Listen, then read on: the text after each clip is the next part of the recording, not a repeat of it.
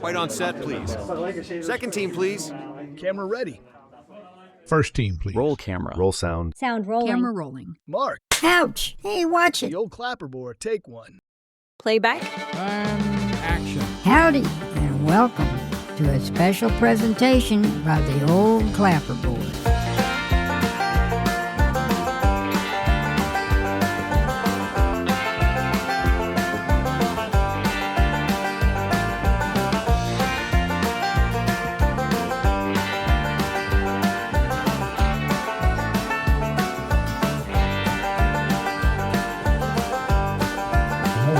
That, but when the word got out that this was happening, all those closet cowboy folks said, let's go up there and do that. And so they said, great. Well, that was the Sierra Film Festival. So he said, well, let's do it again.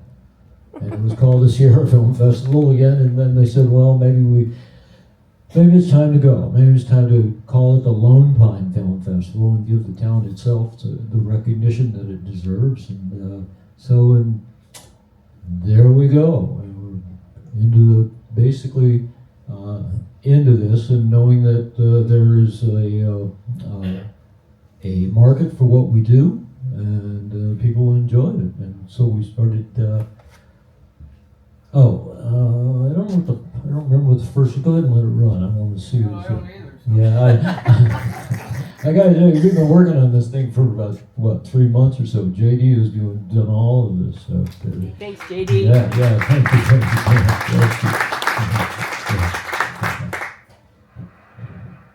All right, so this is the first panel discussion. Discussion with the stars brought them all together in one location for lively discussion of the 70 years of So this was the first panel discussion. You can see that's hey, there's your dad, Mr. Whitney. All right, and Joe Ugarian, Linda Hayes, who did a lot of work with Roy Rogers, and her comment in there was the fact that she never got to kiss the cowboy in those days. And Eddie Dean, for most of you, was a great country western singer, but a lot of people don't know he was a consummate horseman. And our good friend, Mr. Richard Farnsworth. Yeah. We'll hear a little bit more from him a little later in there. Pierce Lydon. And Pierce probably was the one that helped us the most finding some of the older movie stars who had still been around. And he was so happy that he said, man, he actually said it at a panel once. He said, I thought people had forgotten about me. There's our guy, Mr. Lauren James. He's Steve McQueen's stunt double for most of his career. But he doubled everybody that you want to, everybody from Charlton Heston to Kirk Douglas. And he loved Lone Pine because one of his biggest things was right here. This is how the West was won. If you can stop that really quick right there, or maybe it'll come back to it. Lauren made the comment on this. He said, the guys, when you see this again, the guys hanging onto the camera truck here, he said they should have gotten stuntman pay because when you're out there on the horses and stuff, you got some control, but these guys, you better hope the guy who's driving this thing knows what's going on. When you watch this thing go by, you watch there's a bunch of guys hanging off the back of this thing.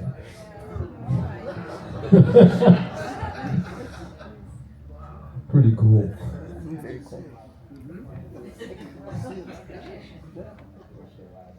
But he doubled Debbie Reynolds in this. This is this shot coming up here as they were supposed to pick him up, and the horses went crazy and everything. So all of a sudden they had to stop the whole thing, reshoot it again. And that's Lauren right there as Debbie Reynolds. And he kept saying, I kept getting tied up in the skirt. He said, I don't know how women handle all that stuff. But the stunt people have been great for us. We've had lots and lots of them. Phenomenal athlete in many sports, could outdo a lot of people and everything. One of the greatest athletes I've ever known. And then he can out giggle and out laugh anybody I know too. But anyway, Here's your $5. I'm not gonna. And you know, generationally, there it is. This is Diamond Farnsworth has been such a big part of this festival there. And second unit coordinator on NCIS for many years, doubled Sylvester Stallone in the Rambo movies. One of our absolute favorite guests, Mr. Who's that guy? Ernest Borgnine, yeah, God, and my mom's favorite actress, Ann Rutherford, Dobie Carey. Okay, if you look in the back, that's Lou Gossett Jr. back there. Who's that? Chris Lilly and That can you stop that right there? Yeah, just a bit. no. Yeah. Back. Back a little farther, little farther. No. That's good. I wanted to, Bob Sigmund, who could not also be here this weekend, he's back. He's bi-coastal, but he's got some families. There he is. There's Bob. Bob was Bob came in, he worked for Blockbuster, and so Aaron Spelling hired him to sell off Republic Pictures, which Aaron Spelling owned. So he brought Bob in. Bob didn't know one end of a horse from the other, and he got involved with the Republic. He was the last president of Republic Pictures. And he started watching these movies and doing all of that and became probably the biggest fan of Western movies. Got to know all these people, and he was staying with his daughter down here at Boulder Creek at Jackie Hickman's place. And his daughter, Jackie said to his daughter, "So what does your dad do?" She says, "Oh, he's the president of Republic Pictures." And Jackie went, "Oh, really?" And so the next thing you know, we got the whole Republic Pictures cast, and Bob Sigmund became he was our first museum director, and just an absolute wonderful guy. Yeah. That's Dale Evans, obviously there, and Ernest Borgnine. Is Julie here? Is that her dad? Is that Julie's dad? No. No? No. I think so. We were going to give her a award too, the Rogers thing. 35 years. Oh. We tried. I tried. Sorry. Is that him on the right? No, that's Stan Dye, who owns the pizza factory. Yeah. This is A.C. Lyles, who was the president of Republic Pictures. So they said, here's some of Bruce Terry, Joan Leslie. Yeah. God, I forgot her. And we've had so many people, and they come, Burt Becker, Borgnine. They love Lone Pine. Borgnine read for the part of Marty at the Dow Villa. That was his audition, and he got that and won an Academy Award for it. So that's why he had such a Cheryl Rogers. You missed Clayton Moore.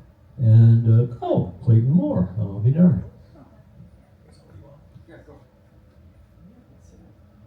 Bud Bedecker.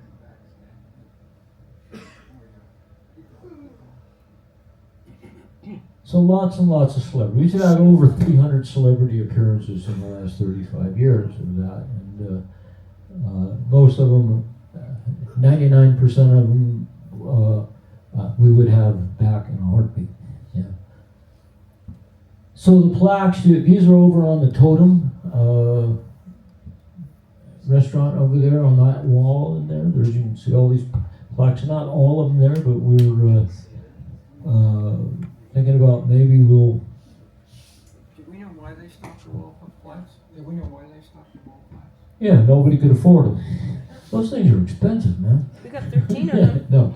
No, just like anything else, it takes over the course of 35 years. It takes continuation of people coming through, and trying to find people who will do certain jobs, because some people just get tired of doing them, and that's what it's just a natural way of things. So, but if you go on the website, you will see Bob Sigmund is put up all of the programs, I think, for the last 35 years are on the website in the Chronicles. And but as you can see, lots and lots and lots and lots of people. Some repeat guests, and we love to have them. Yeah, no, that's okay. So that was the first one. October 6, 1990. You know, and here we are in 2025. Gosh. Where are these plaques now again? They are over on the totem, on the sidewall of the Totem restaurant. Just when you make that turn at the traffic light to go up the road there, you'll see them on that. And we're also thinking about maybe finding another place, which could be somewhere on the wall of the new edition of the museum.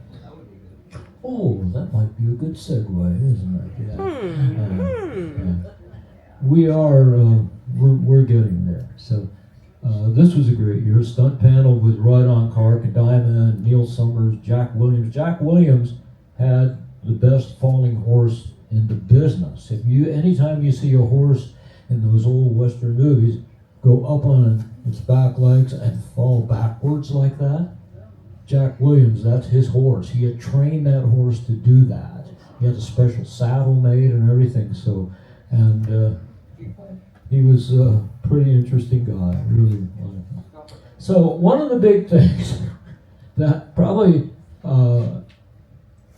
made the film festival, Dave had all these still photos, and he went out and found all these locations. So what we did is he put them on a post with the pictures, and there's still quite a few of them around. The biggest job for the film festival was putting out all those markers, because at one time I think we had like 150 of them or something like that, and they were in a concrete base with a big post on them and the whole thing. They weigh, each one of them weighed probably about 75 pounds. Because y'all didn't experience any wind yesterday at all, did ya? No, not at all. Yeah. So Gregory Peck was here because of Yellow Sky. So anyway, those markers go out. And then after the festival's over, guess what? Somebody's got to go out and pick them back up. And then they're going to have to be stored for the rest of the year until that. They're really nice, but they were really a pain. But so we still have a few of them out. So originally, before we had the museum, we had Statham Hall, which is down here behind the fire department down there. And Statham Hall is a pretty big place. But in those days, before the internet, you can stop that right there for a minute. Before the internet, we had, that was filled with vendors selling, at that time, what were the things we had before? God, we had DVDs. movie stills and books. Yeah, they were selling, so people wanted to buy these movies, and so we had, it was a lot of vendors, but also the celebrities were in there signing autographs and that sort of stuff, and it got overwhelmed. Okay, this was the gang from obviously the Roy Rogers and Dale Evans Museum, and that's Larry Barnett. That's Cheryl Rogers' husband there, and Jim Fox back there. And so people would come in and buy memorabilia, but it just kind of got overwhelming. But we didn't have any other place to do it in town. We said, maybe we ought to start thinking about a museum or a vendor shop or something like that. And that's so all of a sudden that spark kind of got lit, and Dave said, put that one over there, put this one over here. And then we also found that some folks decided to take some of those home with them. So it became that. So then we started with the tours, okay? And we said, okay, let's do the tours. So originally, that was it. We rented the buses from Mammoth Mountain, and Statham Hall was where it all started from. And hey, it's Commander Chuck. There's BJ Hayner. And so out went the tours. And in the beginning, we had about a dozen tours, and we could put 40 people on the bus. And is there anybody there here that were on those tours that recognize themselves and everything? I got a couple of people in the audience there. Yeah, if you see that, you go, hey, Thank you to Dave. there we are. So Can I that's say thank you to if you look right there at the doors to the bus, that's Melody, and there she is down at the bottom, right at the last one. And I think that's Jeannie. Is that Jeannie from? That is here. Give me this real quick, if I may. See, I said I wasn't going to talk, and now I am. I can't stand it. I am walking with Jeannie Wiley, who owns did own the Dalvia Motel Hotel. What I wanted to say is back in the day, Dave McCoy owned Mammoth Mountain, and again, because mountain biking hadn't started at Mammoth Mountain and the ski resort hadn't opened, he was willing to give us buses to do these tours, and that's how the tours started. So it was Dave McCoy, literally himself, that supported our community. Yeah, and Dave McCoy supported everything else. I had the pleasure of working for Dave McCoy for about 16 years, and no better person in your life you ever want to work for. So the buses were there, and the bus drivers became as enamored with the place as we did, because some of them still keep coming back after that. And so we had about a dozen tours to start with, and then as we started to discover more locations and more movies, and started to go back, and then right about then we discovered how I don't think even your dad really realized how far back movie making went in Lone Pine. And as we discovered the 30s, no, wait a minute, the 20s, wait a minute, even before then. So that opened up a whole new aspect to it. Dave's right. We started, Dave didn't do, you want to go on a good tour, you go with Dave Holland, because he'd get you in the beast here, and he'd take you places that most places didn't know were places. Yeah, he'd go. And he loved it, yeah. But like I say, we started to figure out there were a lot more to go. Originally, somebody had the idea of, if you were going to be a guest here at Lone Pine as a celebrity, then you had to have worked here at some time, had some credits in Lone Pine. And we have since dropped that off because, just because. Well. Because most of those people that were in those 30s and the 40s movies, yeah, it's all immemorial. Now, for a while, we had every kind of tour you could imagine. We had wagon tours, which were run by McGee Creek Pack Station. We got to drive a wagon out there, so we had stagecoaches out there. We had horses, a little bit. Over the years, we've had just a little bit of everything. And now we've decided that it just works better. Trying to get you Los Angelesans out of their cars was just like pulling teeth, So, and actually we think it's gone better. Now, originally, Statham Hall, and then this place. Now, you can hold on that for just a sec. Now, that's okay, leave that right there, that's fine. So, the folks at the Dow, when people came up to do movies, there weren't any, the Dow was it. That was the hotel. And anything else after that was camp out and make a tent. They built a tent city to, like for Gunga Din, to house all the extras and that sort of stuff. So there were just a few hotels in town, and the movie people scooped those up really fast. So these gals here have owned the Dow for forever. 45. Jeannie's on the left, Lynn is on the right, and Lynn's daughter-in-law, Yvonne Bunn, is our celebrity wrangler for the festival. And they've owned the Dow for about 49 years or so. And they just retired. So we're going to miss them very, very much. But the Dow was the place to stay in town. And that was the meeting place on Friday nights when we first started. We were Friday, Saturday, Sunday, and Friday night we did a concert here in the high school. But prior to that, we always had the pre-concert party was always out the Dow. We had people walking on. I mean, it was really cool. Yeah, it spilled out on the sidewalk. Yeah, always, yeah. And Larry, what about the anniversary? Was that 2 years ago for the Dow? Remember they got the certificates? yes, They had the whole thing? and so they the Dow was it. You know, the Dow was it, and so if you get a chance, go down the hallway in the Dow. You'll see. I don't know who made the collages. I think Yvonne.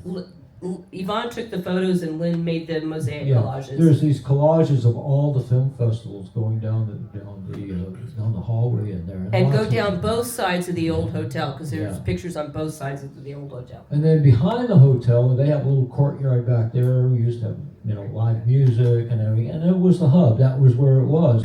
But as the home and also the Chamber of Commerce office down here in town, we were expanding so quickly that we had to find venues, and it's a small town. I mean, we had to, I think the biggest population here is about 2,000, and that's only in the winter when the skiers are coming through.